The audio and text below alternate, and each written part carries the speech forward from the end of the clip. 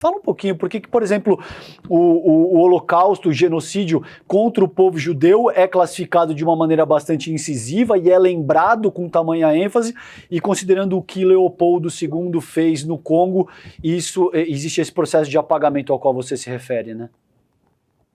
É muito importante isso, César. Assim, uma coisa interessante, assim, quando o Congo, né, nessa partilha aí do Tratado de Berlim, foi destinado à Bélgica, ele não foi destinado à Bélgica, ele virou uma propriedade pessoal do imperador Leopoldo. Tá como se fosse uma fazenda dele, né? Veja só, uma nação inteira, né, no africano, ele foi transformado em propriedade particular do imperador, né, que fosse a casa dele. Uhum. Isso foi absurdo, né? Depois ficou uma colonização belga, né? Exatamente isso. E aí todas essas atrocidades, genocídios, né? Você falou muito aí do Holocausto. Pouca gente sabe, por exemplo, que a tecnologia dos campos de concentração que a Alemanha aplicou durante o regime nazista contra a população judaica, ela foi experimentada antes na Namíbia, né? Então houve um piloto de campo de concentração na Namíbia, tá? antes da aplicação ali na Alemanha, na Europa, né? Então é muito interessante isso, né? Que tem alguns autores que falam que toda a consternação com o Holocausto judeu, né, o Holocausto com os povos judaicos durante o nazismo, porque pela primeira vez a experiência de genocídio foi praticado com um povo não negro, não indígena, né, com um povo branco, né, isso que aconteceu. E é muito interessante que durante a conferência de combate ao racismo em Durban, em 2001, vários povos africanos, várias nações africanas, organizações de povos africanos, falavam do Holocausto africano, né? E houve oposição do Estado de Israel que se mencionasse o Holocausto africano, porque eles consideram que o Holocausto só se aplica à experiência da tragédia judaica. Pois é, vamos continuar falando do Congo, professor, porque eu queria entender esse conflito, quando é que ele começou? Quem está brigando contra quem? Quem quer o poder? O que está acontecendo? Conta pra gente essa história, por favor. Boa. Então, como eu falei para vocês no início, né, o Congo, em 1960, né, ele teve a independência sob a liderança do Movimento Nacional Congolês. Você tinha algumas lideranças importantes, que é o Patrick Lumumba, Cynthia Dula, Joseph Léo, né? E esse movimento que liderou a independência do Congo, ele era baseada nos trabalhadores, né, movimento sindical, era um movimento popular, né? Então exerceu forte pressão da Bélgica desde 1958, né? Lutou pela independência, e aí havia um projeto aí, de fato, de construção do Estado Nacional com inspiração socialista. Isso é muito interessante, né, porque foi muito importante nesse período, né, a existência de um bloco, né, socialista, embora pode ter todas as críticas, né, que foi aquele bloco do leste europeu, mas inspirou, né, a existência de um bloco socialista, foi uma inspiração para vários movimentos de independência populares nos países do chamado Terceiro Mundo, do Sul Global. Isso aconteceu, né, nos países do continente africano. Então, no Congo aconteceu isso, então havia um projeto de construção de um socialismo, né? Houve, de fato, durante os anos 50, 60, um projeto de um socialismo africano, com o Julius Nyerere na Tanzânia, né? O próprio Thomas Sankara em Burkina Faso, e o Patrick Lumumba, né, fez parte dessa tradição nessa luta pela independência no Congo, tá, em 60. Entretanto, aquela coisa, né? Veja só o que acontece.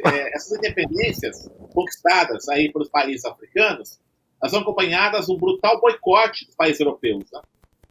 Então, primeiramente, houve corrupção, né?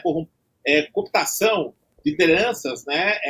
Desses países, né? No sentido de que eles interditassem a construção de projetos nacionais, o estímulo a conflitos étnicos, né, conflitos civis, né, para que você impedisse a construção dessa identidade nacional. E quero ressaltar que é muito complicado você montar uma identidade nacional num país colonizado cujas fronteiras foram formadas a partir da colonização, tá? Então não é fácil fazer isso, né? Então é um projeto político que exige aí um esforço bastante grande, né? Então há uma fragilidade econômica e tudo isso. E muito isso em função, veja, não é só uma questão de maldade, né? Há uma questão também de interesses econômicos, porque o continente africano ele é detentor de riquezas minerais estratégicas. Por exemplo, o Congo ele detém 75% das jazidas de um mineral chamado coltan, que é estratégico na produção de celulares, né, das telas de cristal líquido. O coltan é a matéria-prima para a produção das sales transferrin. Você tem uma ideia, né? Durante um certo tempo, né, quando houve uma queda na produção de coltan lá no Congo, né, em função de vários conflitos, o lançamento uma versão do PlayStation foi adiada, que não tinha essa matéria-prima. Então, o que ocorre, né? De então, suma ocorre, importância, né? Exatamente. Então, o que ocorre, né? Todo esse estímulo de impedir que se forme estados nacionais, aconteceu isso. Então, o que aconteceu? Né? Houve golpes de Estado, né, que derrubaram, o Lumumba não só foi derrubado, mas como ele foi assassinado, se você é assassinado em 61, um ano depois da independência, tá? Com apoio dos Estados Unidos, da França e da Bélgica, né? E aí, então, isso acabou levando a uma série de instabilidades econômicas. Durante um certo tempo, o Congo ele foi dominado por um ditador sanguinário chamado Mobutu, né? Ele ficou quase 32 anos no poder, né? Ele mudou o nome do Congo para Zaire, inclusive, perseguições, aí, inclusive, étnicas, que ele colocou, né? E tinha apoio do imperialismo da Europa, dos Estados Unidos, tudo isso, e por essa razão, então, né, que o Congo até hoje sofre essa instabilidade política por conta disso.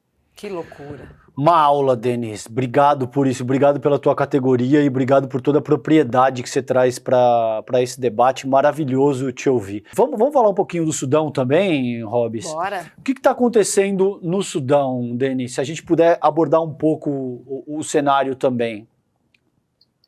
O Sudão, durante 30 anos, ele foi colonizado pela Inglaterra, ele conquistou sua independência em 1956. Esse território do Sudão, ele sempre foi controlado, né, pela Inglaterra, parte pelo Egito também, né?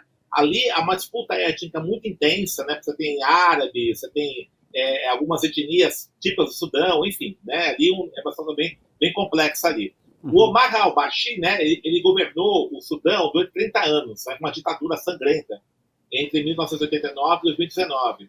E contra ele, inclusive, até se há acusações de genocídio, né, de genocídio contra algumas etnias, né, que eram contrárias, diferentes, né, do qual ele se apoiava. Né. O que aconteceu? Né, em 2019, esse ditador, né, o Omar al-Bashir, ele foi derrubado por um golpe militar, no qual você tinha duas grandes figuras que lideraram esse golpe. Né? Um é o general Abdel Fattah al-Burhan, que era comandante, né, das Forças Armadas do Sudão, do Exército, que derruba, então, né, o presidente, né, o ditador, aí no caso, e o outro é Mohamed Hamdan Dagalo, né, conhecido como Hemedti, que ele comandava uma milícia, né, que é chamada Yanamid, né, que era Forças de Emergência, de Ação Rápida, FARC. Né? Essa milícia é o seguinte, ela atuou, né, durante o governo do Omar al-Bashir, é uma milícia que atuava mais ao sul do Sudão, e aí ela foi reconhecida como uma força assessora do exército do Sudão. Tá? Então ela foi uma milícia quase legalizada, né, um pouco nessa linha. O que vai acontecer então? Quando tem um golpe, que essas duas figuras acabam sendo protagonistas disso, veja, durante um certo momento, né, tanto o Burhan, né, como o Hemedti, né, que é das milícias, se uniram no golpe, mas rapidamente, essa união é muito estável, rapidamente se divergiram isso. E o que está por trás disso também, novamente, é o controle dos territórios que têm minérios importantes. Né? Então, o sul do Sudão você tem muito petróleo e o norte do Sudão você tem muito ouro. Tá? Essas são as riquezas. Né? Então, e aí, o general Abdel Fattah al-Burhan, quando foi o golpe, o interesse dele é unificar o Estado, evidentemente, do Sudão, e que as milícias, né, comandadas pelo Hemedti incorporassem ao exército. Ele recusa isso, porque tem uma certa autonomia, né, nesse processo aí de o controle dessas milícias, são fortemente armadas, e aí começa a ter uma guerra civil. Né, isso já tem um certo tempo. Né. Na verdade, quando tem um golpe militar que derrubou Omar al-Bashir, foi formado um conselho com esses militares, né, que tinha o papel transitório, a ideia, esse conselho militar, governar o país durante um certo tempo, chamar reeleições. Né? Só que esse conselho acabou ficando no poder direto. Né? O primeiro-ministro, que era civil, ele foi derrubado. Né? Então, esse conselho militar de transição não teve transição nenhuma, continuou, e é a disputa do poder novamente. Tá? Há, assim, algumas situações muito complicadas ali. O Mohamed Hamdan Dagalo, né, o Hemedti, ele controla minas de ouro, né? E a exploração de minas de ouro, ela é feita por uma empresa chamada M-Invest, né? É uma empresa russa que, segundo acusações do Departamento de Estado dos Estados Unidos, tem vinculações com o exército Wagner, né? Esse exército aí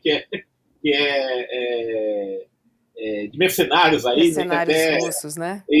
Russos, ele é apoiado pela Rússia, na remédio, né? Apoio da Rússia a ele, né? Inclusive, essa milícia dele, ela atua, é quase uma milícia mesmo, né? Ela atuou em conflitos no Iêmen, né? Então tem apoio de certa parte disso. Enquanto que o Burhan, ele é apoiado pelo Egito, né? Por interesses geopolíticos ali. Então, o que acontece? Novamente, né? A dificuldade de pensar um projeto nacional para o Sudão, interesses de vários países estratégicos, a China, Rússia, né, o próprio Egito, né, naquele país, acabam dificultando a construção dessa nação. Tanto é que já se falou, inclusive, numa separação, né, Sudão do Sul e Sudão, né, um governo separatista de fazer isso, né. Então, normalmente, interesses estranhos, né, ao país, interesses imperialistas, né, das outras nações, pelos recursos minerais do país, acabam impedindo a construção de projeto nacional, e aí grupos que vão se articulando internacionalmente com um país ou outro vão fazendo essa disputa fratricida, né? Ali no Sudão, a guerra civil já foi, assim, muito impressionante, né? 4.000 pessoas já morreram, né? As atrocidades, inclusive, são maiores até mesmo que na guerra da Ucrânia, tem denúncias de estupros, né? E assim por diante. É uma coisa terrível, né? O que está acontecendo no Sudão.